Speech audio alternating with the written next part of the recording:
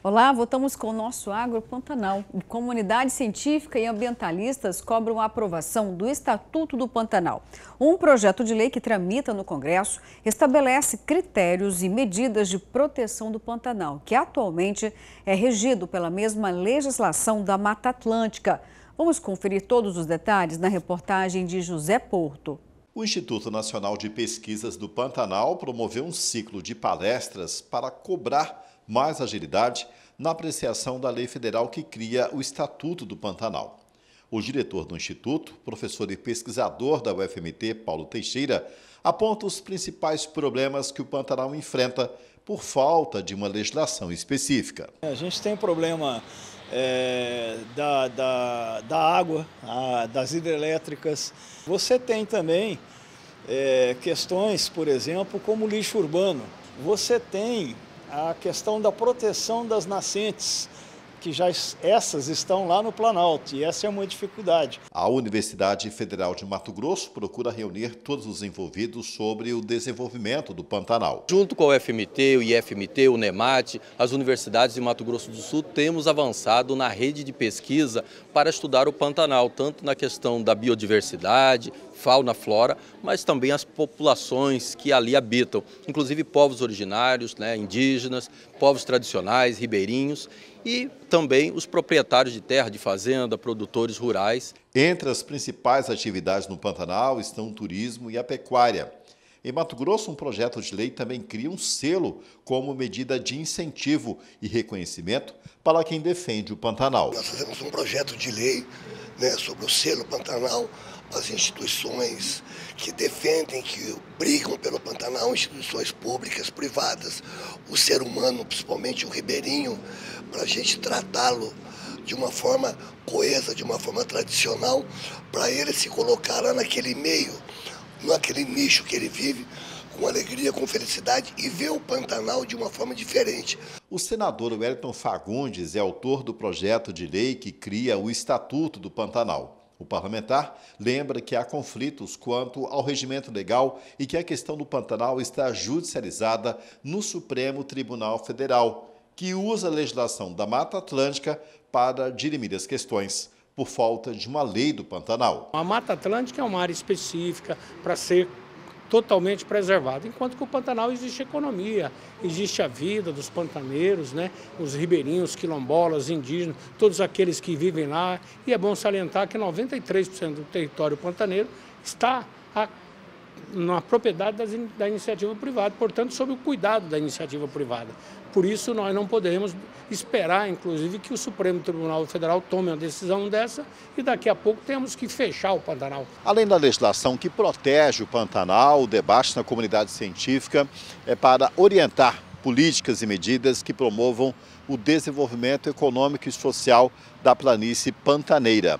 É claro que algumas atividades já são realizadas no Pantanal, mas o que os cientistas buscam é orientar justamente quem vive no Pantanal e que tipo de atividades podem ser promovidas onde o meio ambiente não seja um inimigo. Hoje nós temos duas atividades econômicas que se destacam mais, três no Pantanal, que é o turismo, o ecoturismo, a criação de gado, a pecuária e a pesca. Mas você pode agregar valor, você pode ter pesquisas, por exemplo, e aqui no nosso instituto nós estamos estruturando o instituto para isso, na área que a gente chama de bioprospecção. O que é isso? É você procurar na natureza plantas, micro-organismos, elementos da natureza que produzem moléculas bioativas que podem, por exemplo, combater doenças como o câncer ou com outros usos econômicos. E no Papo com o Café de hoje, eu vou conversar com Bruno Andrade, que é diretor técnico operacional do Instituto Mato Grossense da Carne, IMAC. Eu vou conversar com ele sobre a qualidade da carne bovina mato-grossense, que recentemente tem atraído investidores chineses. Vou falar também de outros assuntos referentes à pecuária e à carne aqui de nosso estado. Tudo isso agora no nosso quadro Papo com Café.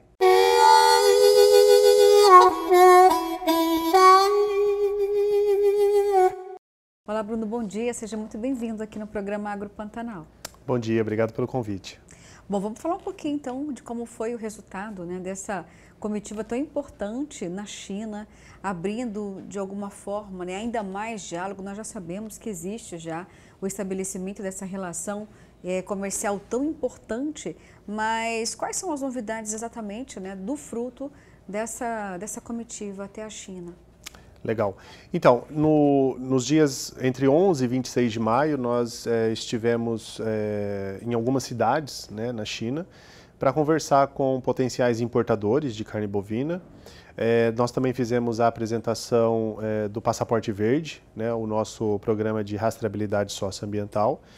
Conversamos com algumas autoridades locais sobre a possibilidade de ampliar o mercado da carne mato-grossense para o mercado chinês. Né?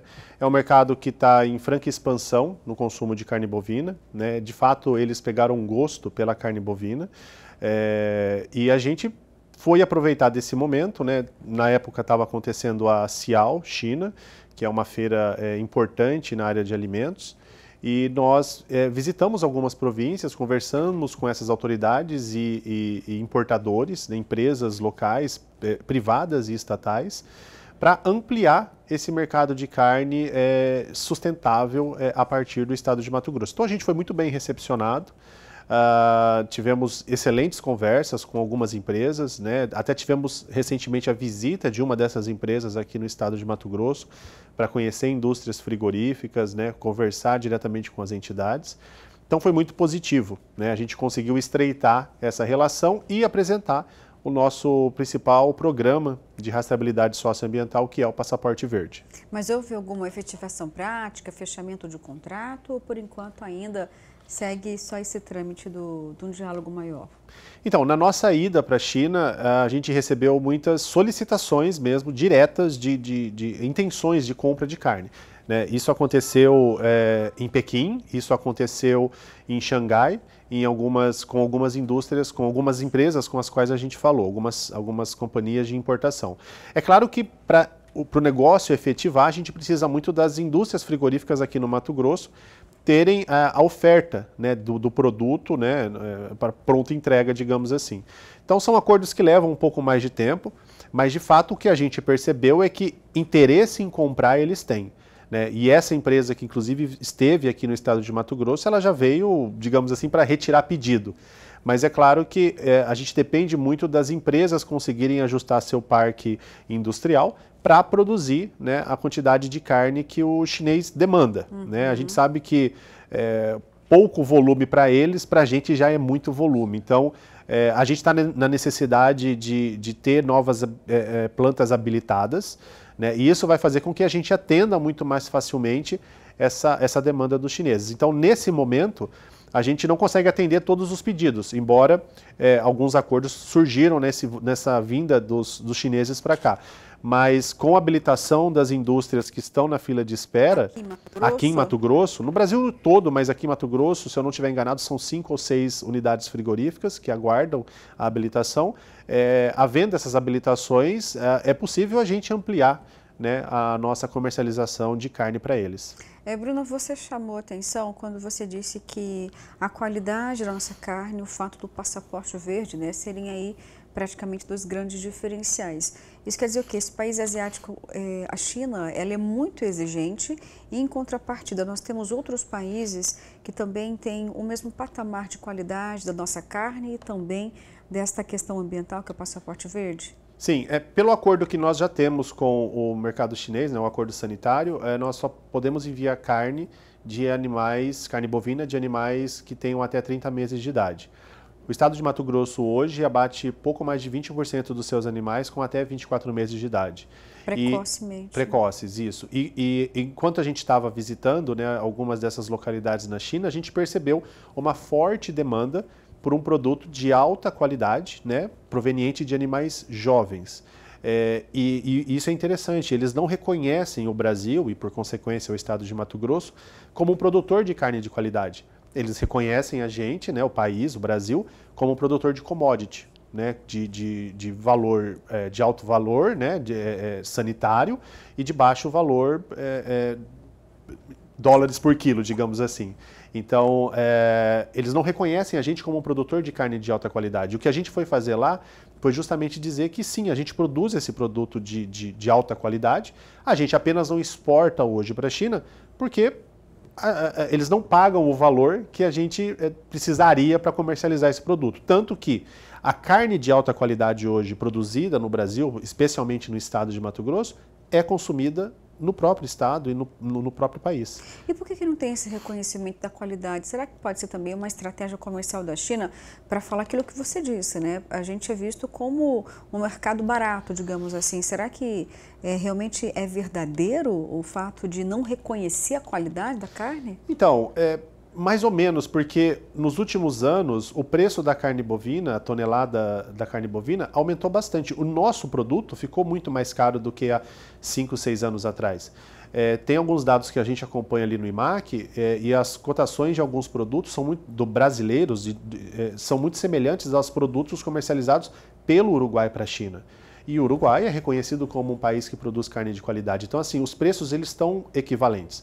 Existe, obviamente, uma propaganda muito mais intensa de outros países, como Austrália, Uruguai, Argentina e Estados Unidos, sobre a qualidade da carne que eles produzem, né? E a gente ainda está engatinhando nesse processo de comunicação internacional. Então a gente precisa falar mais sobre o produto mato-grossense, precisa falar mais sobre a carne bovina que é produzida aqui e mostrar a qualidade do nosso produto. Esses outros países, eles fazem feiras, fazem churrascos promocionais, fazem eventos, promovendo o produto que eles estão comercializando com a China. A gente ainda está começando tudo isso. Então vai levar um tempo ainda até que eles enxerguem na gente um produtor de carne de alta qualidade. Mas esse é o nosso trabalho, né? Esse é o trabalho que o IMAC tem feito aí nos últimos anos. Só para a gente voltar na questão dos frigoríficos, qual seria praticamente a capacidade dessas plantas ao ponto de impactar aqui na questão da mão de obra, principalmente, e expectativa de prazo? Uma das indústrias que a gente visitou, havendo habilitação dela, eles podem duplicar a quantidade de animais abatidos, né? E isso pode, esse aumento na produção de animais pode ser integralmente orientado para o mercado chinês. Só que esse parque fabril que a gente tem hoje, ele hoje está produzindo já no seu limite, né? E essas indústrias, ela tem os seus clientes já cativos na China e para abrir novos clientes, eles precisam ampliar sua produção. Então, a gente estima que por conta dessas 5, 6 indústrias que ainda precisam ser habilitadas, a gente tem aí uma oferta, né, que pode ser diária de 500, 600 ou até mais animais por dia e esse produto podendo ser destinado ao mercado chinês. Então isso gera emprego interno, isso gera uma maior produção de carne e que por consequência também pode aumentar a disponibilidade do produto no mercado doméstico e pode fazer com que o valor se mantenha num patamar mais aceitável hoje para as famílias brasileiras. Bruno, qual que é a perspectiva aqui diante, né, dessa mudança ainda do nosso governo, ainda recente? Os produtores aqui estão otimistas, não? Como é que está esse ciclo da pecuária aqui? Bom, a gente passou, né, esse momento mais politizado no setor. Nesse exato momento, pensando em mercado, a gente tem uma oferta maior de animais sendo abatidos, né? O consumo interno ainda estagnado, existe uma tendência de que no segundo semestre o consumo de carne bovina no mercado doméstico melhore, mas nesse momento a gente tem uma oferta muito grande de animais sendo abatidos para abate, né?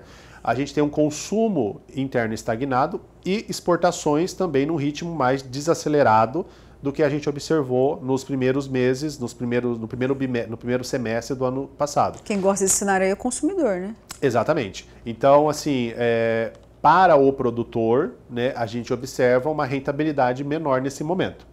Né? Os dados do IMEA estão apontando aí uma queda no número de animais confinados para esse ano, muito por conta do custo de produção que se manteve num patamar elevado, né? A arroba do boi gordo se desvalorizou bastante, o mercado chinês comprou menos carne da gente nesse primeiro semestre, muito por conta da valorização do nosso produto também, né? Então, assim, nós não estamos com números ruins, Se a gente pega o histórico, a gente ainda está com um patamar bem interessante quando a gente compara com 5, 6 anos atrás. Mas em relação ao ano anterior, 2022, de fato, né, os números pioraram um pouco. A nossa expectativa é que a partir do próximo ano a gente já comece a observar uma redução nessa oferta de animais, fruto, né, do ciclo pecuário que vai a cada 3, 4 anos aí mudando de posição, mudando de direção. Tá certo, Bruno, gaguejei aqui no teu nome. Obrigado pela sua participação, viu? Obrigado pelo convite. É isso aí, gente. Agora chegou aquele momento tentador aqui, Sabores do Cerrado, na tela para você.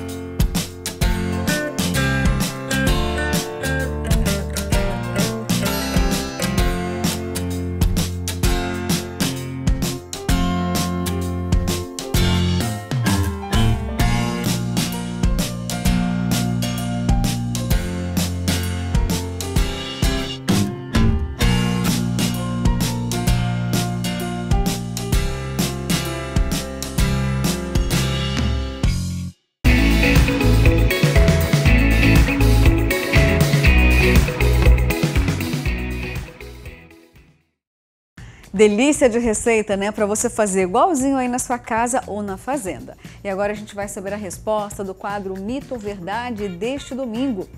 Existe algum alimento que ajude a pessoa a emagrecer, como chás milagrosos, água com limão em jejum e fibras? É mito, gente. O conjunto de hábitos alimentares é a chave para o sucesso do emagrecimento. Nenhum alimento isoladamente é capaz de atuar pró ou contra a queima de gordura, por não apresentar ação milagrosa. Então, as escolhas diárias e constantes fazem com que o indivíduo alcance resultados positivos, tanto na perda de peso como na manutenção da saúde. Existem alimentos com propriedades específicas que auxiliam no metabolismo energético e na lipólise, que é o processo de queima de gordura, mas que atuam em sinergia para promover seus mecanismos. E assim termina nosso Agro Pantanal de hoje. Muito obrigada pela sua companhia. Domingo que vem, com a graça de Deus, tem mais. Tchau!